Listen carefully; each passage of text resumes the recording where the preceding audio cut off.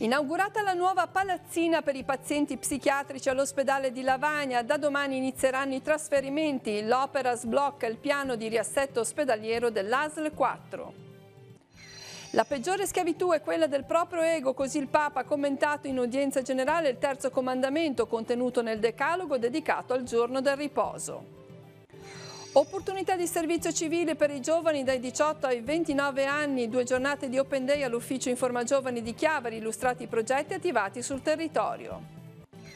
Conclusa la 31esima rassegna di teatro dialettale Erio Rossi, premiati i migliori interpreti in lingua genovese, buona partecipazione di pubblico anche nella nuova collocazione all'Auditorium di Chiavari.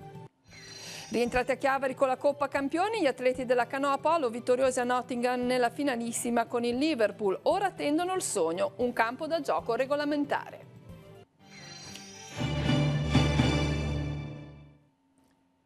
Buongiorno a tutti, ben arrivati al TG13. In apertura i temi della sanità con un'opera che si è inaugurata questa mattina dopo anni di attesa, ovvero la nuova palazzina che ospiterà tutti i servizi per i pazienti psichiatrici. Da domani inizieranno i trasferimenti, l'opera di fatto dà lo sblocco a tutto il piano di riassetto ospedaliero dell'ASL 4. Sentiamo i commenti registrati questa mattina al momento dell'inaugurazione.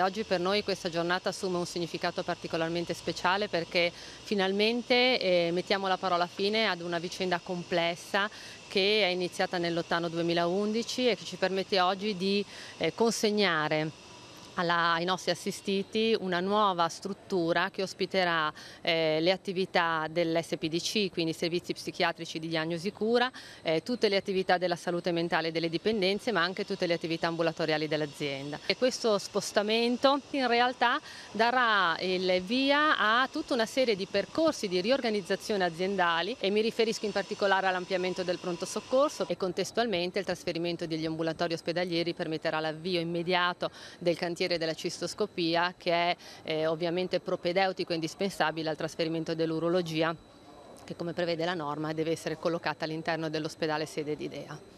Quale importanza ha questa palazzina comunque per il suo comitato? Ma per il mio comitato, per tutte le persone ha una grandissima importanza. Siamo felicissimi di questa inaugurazione, però vorrei dire una cosa, che tutti noi ci dovremmo vergognare di aver aspettato così tanto, di non aver fatto niente per far accelerare questa inaugurazione, perché la palazzina è pronta da 2 o 3 anni e per questioni burocratiche è stata stoppata. E che cosa è successo? Che ha bloccato un po' tutta la riorganizzazione della rete ospedaliera. Per quanto riguarda comunque i nuovi spazi per il pronto soccorso, come tempistiche saranno di che tipo? Ma certamente ci sono tutte le procedure di gara previste e quindi io mi auguro nel più breve tempo possibile. Ecco, questo però è affidato poi a tutte le procedure di gara. La volontà e l'indirizzo politico è forte e quindi sicuramente si andrà celermente. Ora la pagina ecclesiale. Questa mattina il Papa ha incontrato i fedeli in piazza San Pietro per la tradizionale udienza del mercoledì. Il pontefice ha proseguito la catechesi sui comandamenti, soffermandosi sul terzo decalogo contenuto nel libro del Deuteronomio. L'amore rende liberi anche in carcere, anche se deboli e limitati, e solo l'amore donatoci da Gesù può spezzare le catene della schiavitù del peccato, soprattutto a quella del proprio ego. Questi alcuni passaggi delle parole pronunciate da Francesco, che ha approfondito il terzo comandamento dedicato al giorno del riposo. Si tratta di un giorno in cui lo schiavo si deve riposare come il padrone per celebrare la memoria della Pasqua di liberazione. Nella catechesi il Papa ha chiarito che esistono vari tipi di schiavitù, sia esteriore sia interiore. Ci sono infatti le costrizioni esterne come le oppressioni, le vite sequestrate dalla violenza ed altri tipi di ingiustizia, così come i blocchi psicologici, i complessi, i limiti caratteriali, una serie di realtà esistenziali alle quali è apparentemente impossibile prendere le distanze. Eppure la storia ci offre esempi di uomini che, pur segnati da forme di oppressione, sono riusciti a conoscere il riposo della misericordia. Sentiamo un passaggio delle parole pronunciate dal Papa. Quella gente che sembra che tutta la giornata si sta rispecchiando nello specchio specchio per vedere l'ego. Il proprio ego ha una statura più alta del proprio corpo. Sono schiavi dell'ego. L'ego può diventare un aguzzino che tortura l'uomo ovunque sia e gli procura la più profonda oppressione, quella che si chiama peccato, che non è banale violazione di un codice, ma fallimento dell'esistenza e condizioni di schiavi. Peccato è, alla fine, dire, fare ego. Ego, voglio fare questo, e non mi importa se c'è un limite, se c'è un comandamento, neppure non mi importa se c'è l'amore. Ego. Questo è peccato. Alcune opportunità di servizio civile per giovani dai 18 ai 29 anni vengono illustrate in questi giorni nell'ufficio Informa Giovani di Chiavari con 2 Open Day. Il primo si è svolto oggi, gli incontri si svolgono al centro di Via Gagliardo a Chiavari e proseguiranno anche domani dalle 16. Informa Giovani ha organizzato alcuni Open Day per orientare i ragazzi sulle opportunità presenti sul territorio ligure nell'ambito del servizio civile nazionale. L'iniziativa è dedicata ai ragazzi tra i 18 e i 29 anni e vuole metterli in condizione di effettuare una scelta il più possibile consapevole. Cerchiamo appunto di prendere più ragazzi possibile per fargli fare questa esperienza, perché il servizio civile è una bellissima esperienza dove ti porta nel mondo del lavoro, ti porta a conoscere gente, ti porta a rapportarti con le persone. Tra i vari enti era presente il Villaggio del Ragazzo con 2 progetti. Uno è nell'ambito della scuola primaria e secondaria di primo grado, un altro in cui si affiancano istruttori del villaggio. La caratteristica che noi vogliamo mantenere è quella di poter tenere i ragazzi come punto principale, quindi che sia una crescita per loro sia a livello sociale ma anche a livello lavorativo, ed è per questo che i ragazzi cerchiamo sempre di affiancarli a qualsiasi nostra attività, proprio perché possa essere un loro percorso e che possa in qualche modo anche poterli aiutare in un futuro.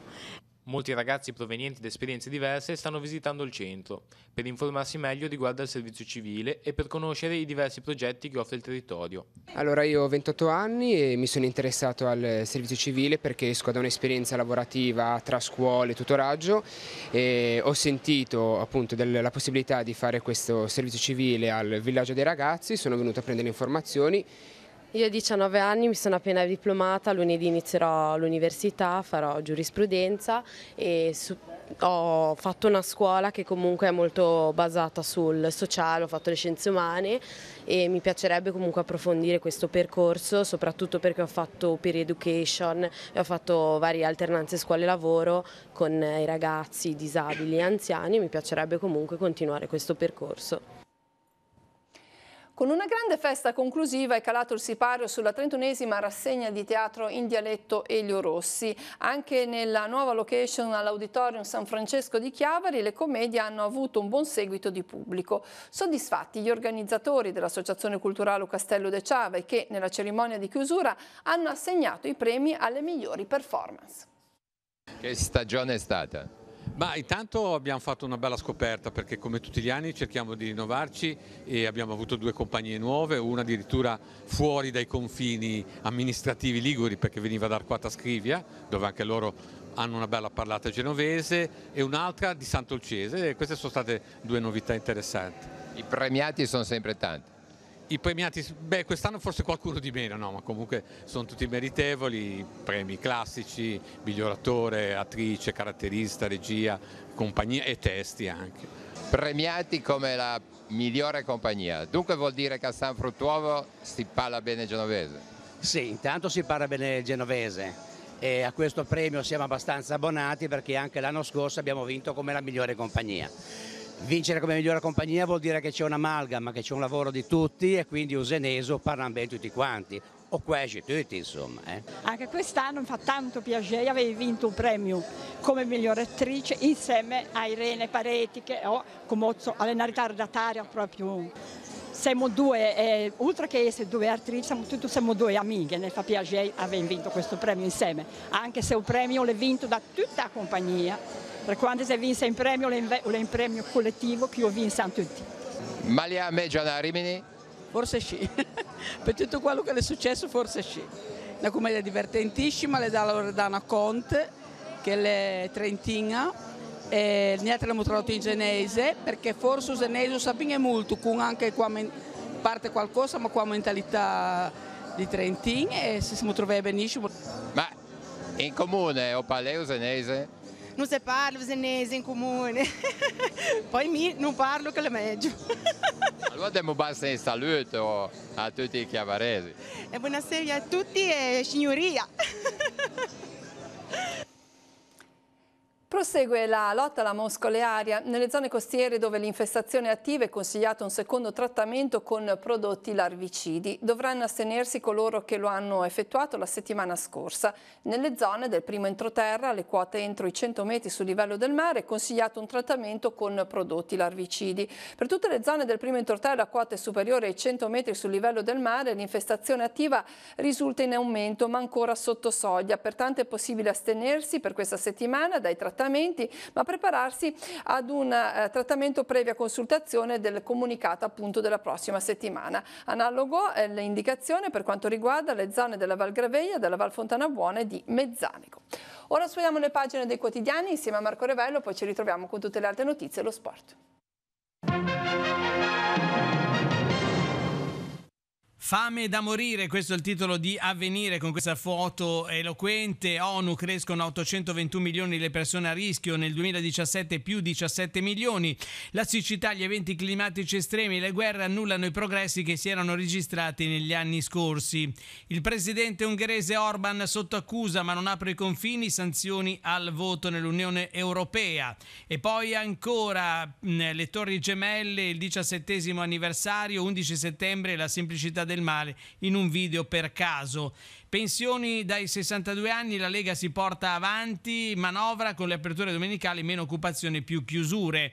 E poi Genova, decreto pronto, Toninelli, il ponte sarà costruito da Fincantieri. Andiamo a vedere all'interno di Avvenire, sigillo di Stato sul ponte, lo scoglio dell'Unione Europea, Toninelli punta su Fincantieri, pronto il decretone, ancora lite con gli enti locali. Il CDM in settimana, il Consiglio dei Ministri, si valuta anche la procedura ristretta a 3-5 soggetti, più utili reinvestiti per la manutenzione, ma non c'è per ora il tema nazionalizzazione.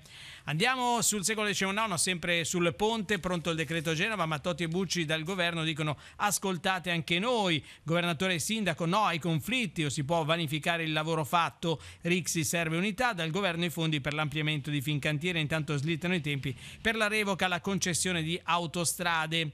Verso la manovra economica e la legge di stabilità, reddito di cittadinanza, tensione tra Salvini e il Movimento 5 Stelle, il ministro Tria sì al taglio dell'IRPEF. Il capo della procura genovese Cozzi alla Lega decida se vuole la rateizzazione. E poi Carige, Mincione Malacalza sotto il faro della Consob, guerra di esposti. Da Imperia, Lucia Scaiola, figlia di Claudio, insultò sul web il cugino Marco e la polizia adesso la accusa. Proroga per l'ex colonia Fara di Chiavari, i lavori finiranno tra oltre un anno e sempre da Chiavari Lentella si gioca tutto al Tribunale Federale, la Serie B però rimane a 19 squadre. Nelle pagine del Levante, cantieri navali e ditte accessoristica, salone nautico, 80 riviere in vetrina, 15 le aziende e i marchi del territorio presenti alla Fiera del Mare, dai costruttori di scafi ai maghi della tecnologia, completato il parterre. Ed ecco le novità da Frigomar di Carasco e Vellerie San Giorgio Casarza, i marchi presenti. Norces ha scelto di collaborare con l'azienda della Val Petronio. Adesso andiamo invece a Zoagli, sempre dal secolo XIX, asilo Merello, CDA dimezzato, bloccata la vendita che lo salva. La Croce Bianca di Rapallo offre 130.000 euro per la sua sede e il campetto, ma i consiglieri rimasti non possono deliberare e il comune non fa le surroghe.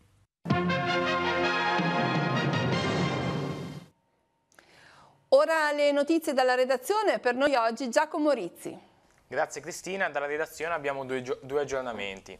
Una 38enne casalinga di Lavagna è stata denunciata ai carabinieri per lesioni personali. La denunciante è una donna di 50 anni che lo scorso maggio era stata aggredita per futili motivi all'interno di una tabaccheria lavagnese dalla casalinga che l'aveva schiaffeggiata procurandole varie lesioni. A Rapallo invece un uomo di 45 anni è stato portato al San Martino dall'aereo del 118 in codice giallo.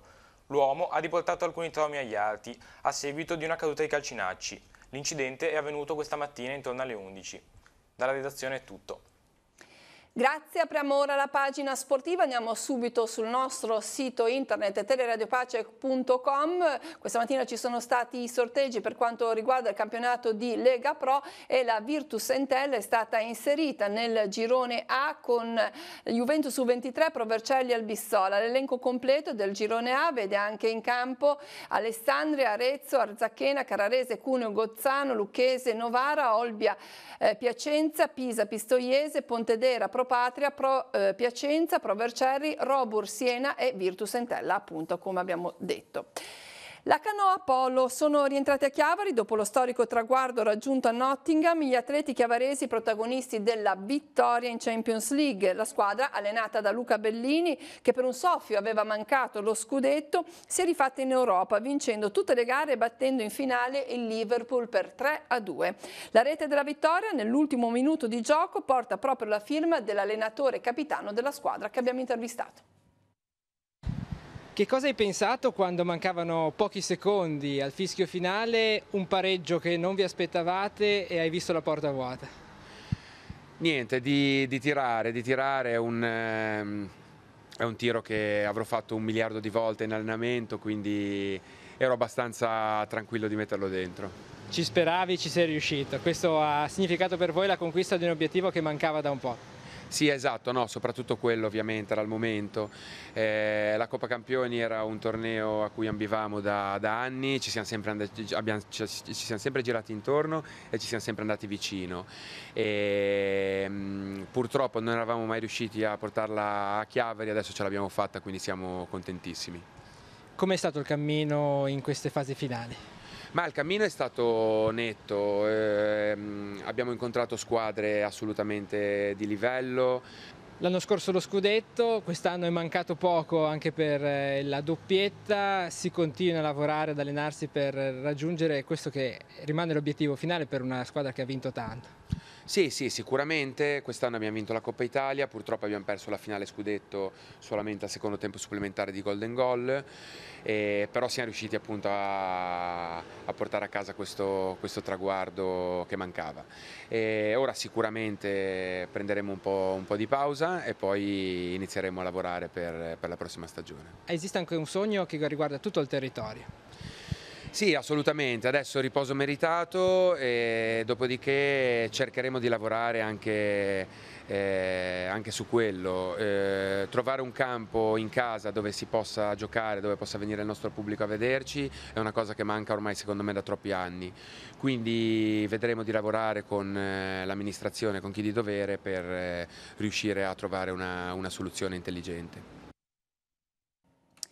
C'è tempo sino a sabato 22 settembre per iscriversi alle 3 Prie 2018, competizione di nuoto di mezzo fondo su 3 km organizzata dalla Rapallo Nuoto, che sabato 29 settembre animerà la baia di San Michele di Pagana in concomitanza con la festa patronale nella frazione rapallese.